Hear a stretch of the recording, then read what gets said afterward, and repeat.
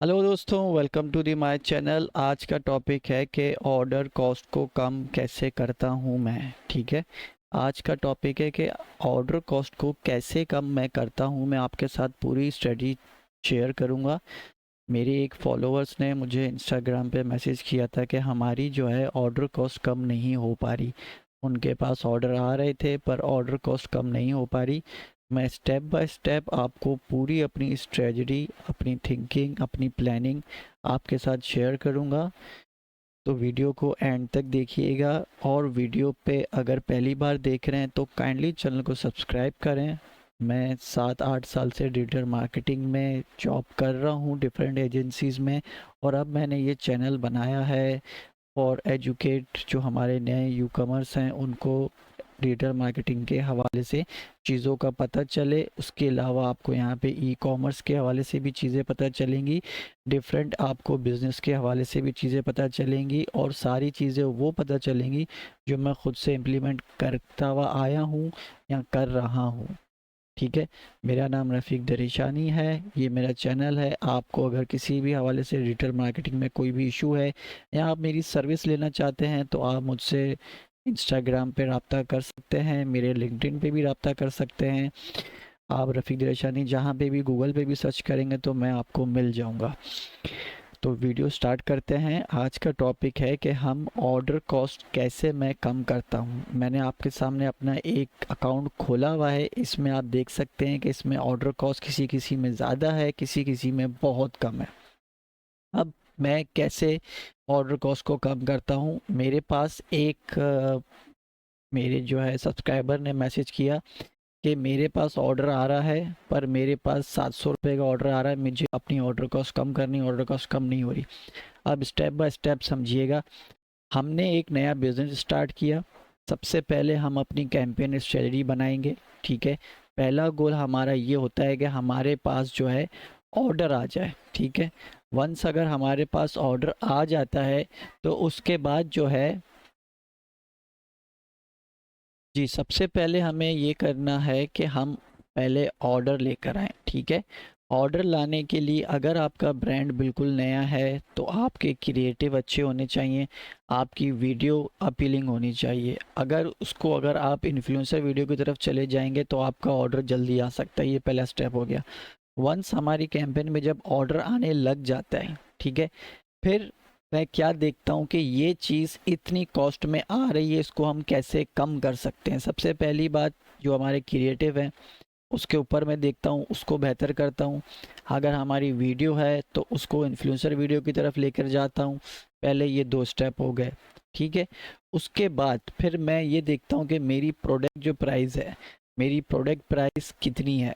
उससे कम में तो कोई नहीं बेच रहा। अगर उससे कोई कम में बेच रहा है तो मैं अपनी प्रोडक्ट प्राइस को नीचे करता हूँ, प्रोडक्ट प्राइस को डाउन करता हूँ। ये 2 स्टेप बहुत इंपॉर्टेंट है, फिर मैं ये करता हूँ। उसके बाद फिर मैं अपनी जो कैंपेन है, कैंपेन अगर मेरी ब्रॉड में चल रही है, एडवांस शॉपिंग चल रही है, तो उस कैंपेन को मैं इंटरेस्ट बेस की तरफ लेकर जाता हूँ। ठीक है, ये मेरा तीसरा स्टेप हो गया जिसमें मैं इंटरेस्ट बेस की तरफ लेके जाता हूँ। चौथी जो स्टेप है वो मैं देखता हूँ कि मेरे कॉम्पिटिटर जो हैं कितनी कैंपेन उनकी चल रही है। अगर मैं कोई चीज़ बेच रहा हूँ तो उस जैसी कोई और कैंपेन चल रही है कि नहीं चल रही। इससे ये पता चलता है कि हमारी प्रोडक्ट की अभी डिमांड है कि नहीं है।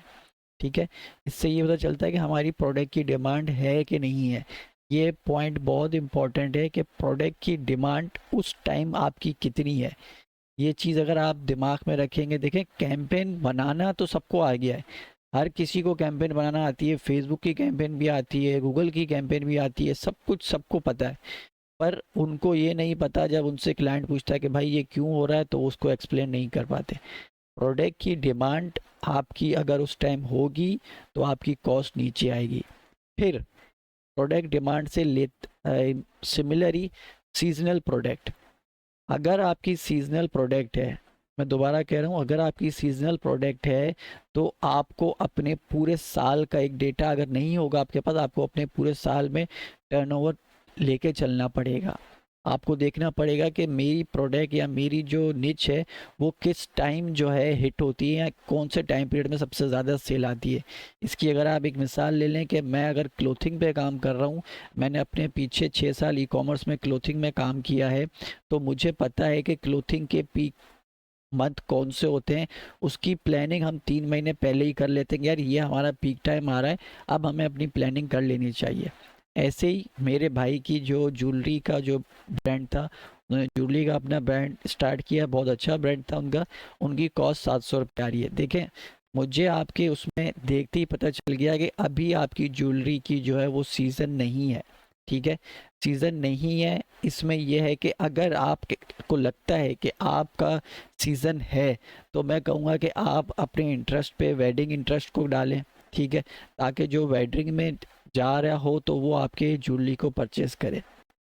पर बात वही है कि अपने प्रोडक्ट को देखें, अपनी चीज़ों को इम्प्रूव करें। और दूसरी बात, अगर आपका ब्रांड नया है तो पहले मन से इस चक्कर में ना पड़ जाएं कि ये मेरा प्रॉफिट निकल आए और मैं प्रॉफिटेबल हो जाऊं।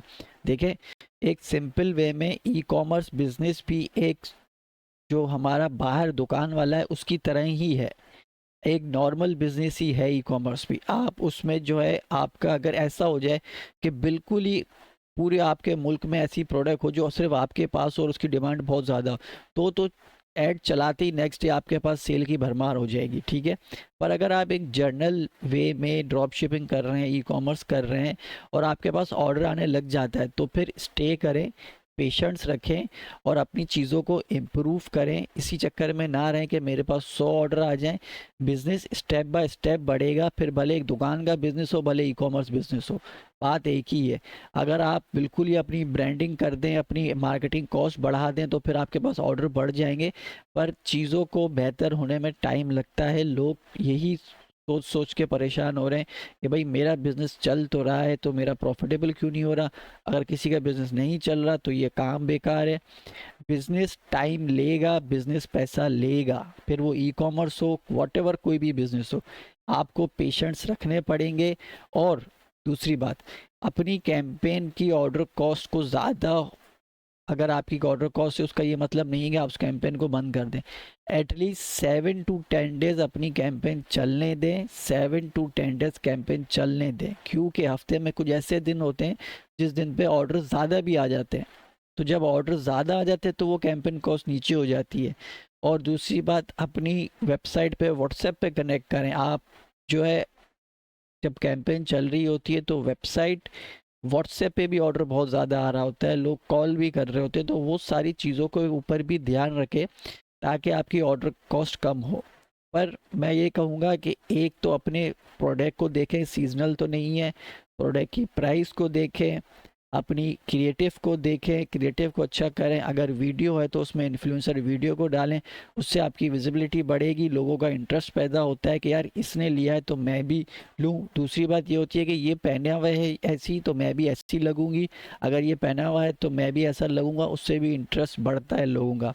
तो जस्ट ऑर्डर कॉस्ट कम करने का मतलब ये नहीं होता कि कैंपेन को हम चेंज कर दें, हम इंटरेस्ट को चेंज, बहुत सारी चीज़ें होती हैं जिस पे काम करते करते हम जो है ऑर्डर कॉस्ट को नीचे लेकर आते हैं। ऐसे नहीं होता कि फ़ौरन से ऑर्डर कॉस्ट नीचे आए। अब आप इस सामने जो अकाउंट है इसमें देखेंगे कि एक ऐसी कैंपेन चल रही है कि उसकी ऑर्डर कॉस्ट सबसे नीचे है। वो इस वजह से कि उस प्रोडक्ट का अभी सीज़न आ गया है, उस प्रोडक्ट का अब सीज़न आ गया है, तो इस वजह से जो है हमारी कैंपेन में सबसे अच्छा रिजल्ट दे रही है। पर दूसरी कैंपेनें भी चल रही हैं, आप देख सकते हैं, दूसरी कैंपेनें भी चल रही हैं, दूसरों का भी रोस आप देख सकते हैं। पर जो एक कैंपेन है जिसका रोस सबसे ज़्यादा है, जिसकी कॉस्ट कम है, उस प्रोडक्ट की अभी डिमांड बहुत ज़्यादा है। तो सारी चीज़ों पे काम करना पड़ता है, ये काम है। सिर्फ कैंपेन बनाना सीखना, प्रोडक्ट उठा के चलाना नहीं, ये एक पूरा बिजनेस है जिसको डिजिटल मार्केटिंग में लोग सिर्फ ये दिखा रहे हैं कि डिजिटल मार्केटिंग, ई कॉमर्स खोल लो चलने लग जाता है। ऐसा नहीं है, ये भी एक प्रॉपर लोकल धंधे की तरह ही बिजनेस है। और मैं ई कॉमर्स को एक धंधे की तरह, एक बिजनेस की तरह ही देखता हूँ। उसमें हर पॉइंट को बारीकी से सोचता हूँ, देखता हूँ, फिर उसमें इम्प्लीमेंट करता हूँ।